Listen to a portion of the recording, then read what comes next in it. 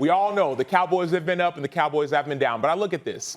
I look at a healthy offensive line. 3 of their 5 returning starters are back and healthy. Number one. Number two, I look at Ezekiel Elliott.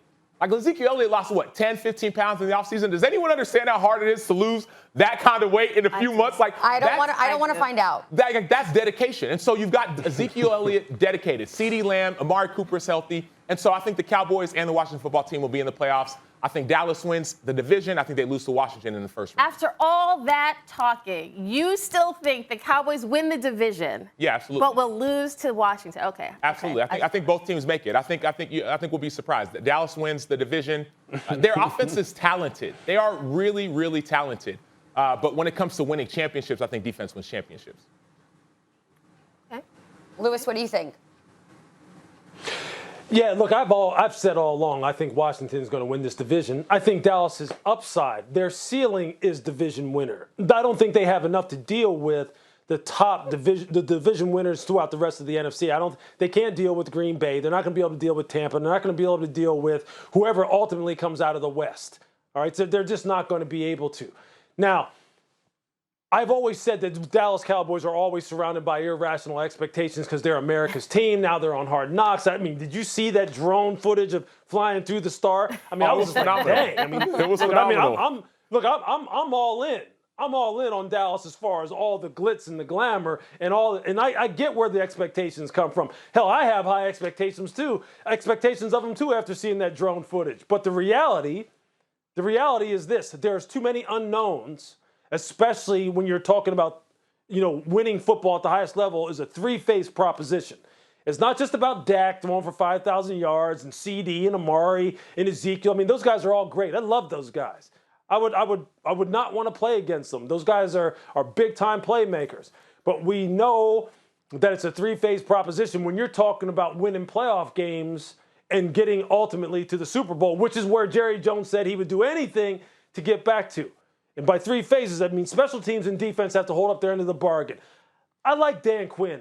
I like his energy. I like his pedigree. I like where he comes from. I'm all in on the whole Seattle mantra of playing fast and physical and relentless and rushing the passer and having big, strong secondary guys and knocking the crap out of people. They haven't proven anything, though, yet. Nothing. And last year, their defense was flat out embarrassing. So he has to kind of have them unlearn everything that they learned under Mike Nolan and start over from scratch. That's why I have said all along, you really want to talk about what Dallas' ceiling is going to be, don't talk to me about Dak and Zeke and Amar. We know what those guys can do. Tell me this. Tell me what kind of year Micah Parsons is going to have. Tell me what kind of year Trayvon Diggs is going to have. Tell me what those guys are going to do.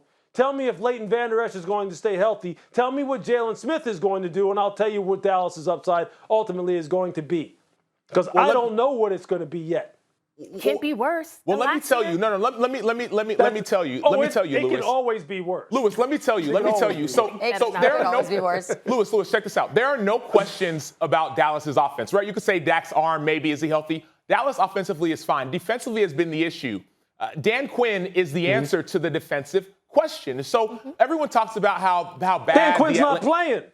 Well, check it out. But he's coaching, and coaching matters. Let's go to Vic Fangio. Go to Vic Fangio and the Chicago Bears in 2015. Vic Fangio is well known as one of the best defensive minds in football. The Chicago Bears in 2014 were the 32nd ranked defense in the NFL. 32. That's worse because there are only 32 teams.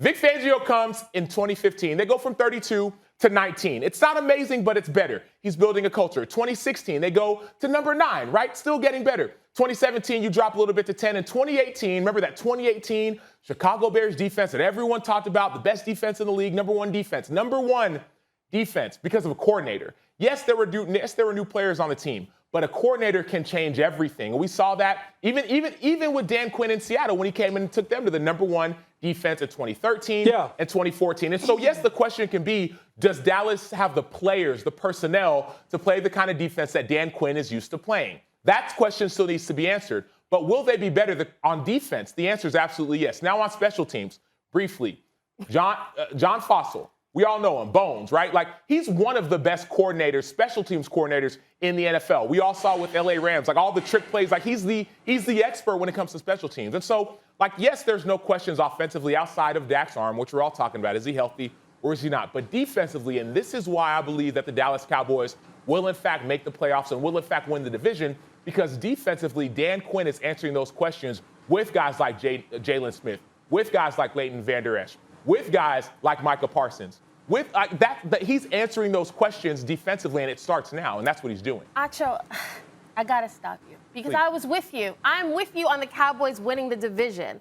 What gets me is you laid out all this evidence for why the Cowboys will be better than last year, and then still turn around and said that they're gonna lose to Washington in the first round. I am with you on the Cowboys, and to Lewis's point, I don't think this defense will be worse. I don't think it can be worse. Last year, when you talk about points per game given up, they were 28th. When you talk about yards per game given up last year, 23rd.